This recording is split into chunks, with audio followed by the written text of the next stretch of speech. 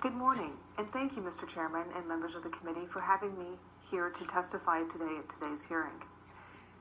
For the record, my name is Ann Vanek Dasovich. V as in Victor, A-N-E-K hyphen D as in David, A-S-O, V as in Victor, I-C-H. I am the statewide campaign communications director for the Florida AFL-CIO. Today we are discussing the Affordable Care Act, also known as Obamacare.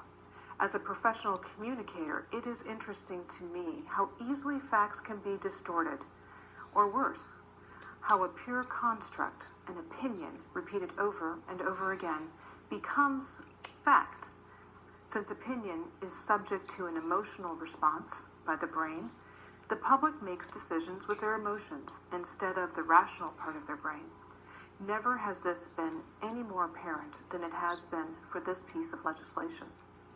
Recent research has found that when various provisions of the Act are pulled apart and people are asked about them independently, Republicans, Democrats, and independents alike overwhelmingly approve of the individual parts.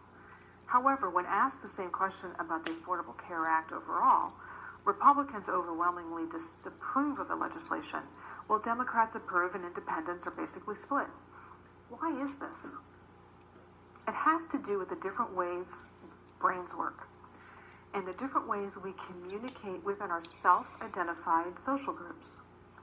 Republicans have been told by their media outlets a very emotionally engaging message that it's a tax that will kill the economy, that the government is taking over their health care, and that they will no longer have a choice. While Democrats have been told that it's a different way of looking at healthcare that will be better for everyone. Since it depends on where independents get their news, it depends on what they believe.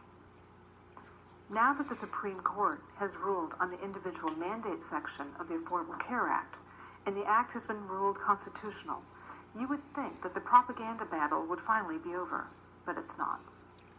Instead, the conservative propaganda machine has geared up and continues to paint the law in wildly inflammatory language. So what does or will the act actually do? The Supreme Court's decision to uphold the Affordable Care Act ensures that families will get preventative care coverage and protection from the worst insurance company abusers. Because insurance companies will no longer have unchecked power to cancel policies, deny coverage, or charge women more than men. Additionally, they cannot deny coverage or charge more due to pre-existing conditions like cancer or asthma.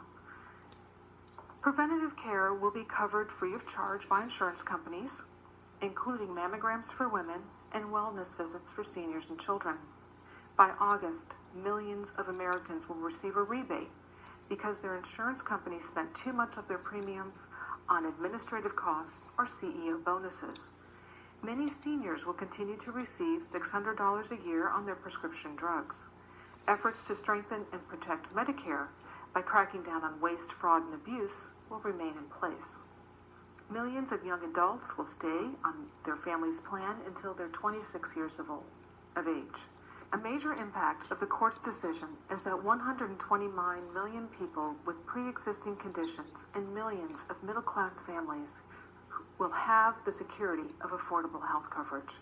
Under the ruling, having health insurance is and will continue to be a choice. If an individual can't afford insurance, or a small business wants to provide affordable insurance to its employees, they'll get a tax credit that will make insurance coverage more affordable. But an individual who can afford insurance but chooses not to purchase it, the taxpayers will no longer subsidize their care for free. It is extremely important that we communicate the facts to the public so they can make up their own minds.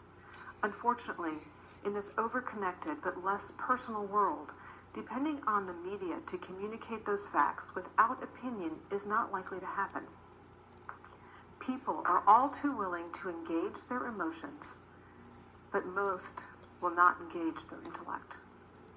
If we are to break through the chatter of the media for money cycle, then we must deliver our message in a much more personal manner. There is a great deal of research that suggests that the most trusted messengers are our family, our friends, and our coworkers. We must engage them at this level if we are to make a difference. Thank you for having me today.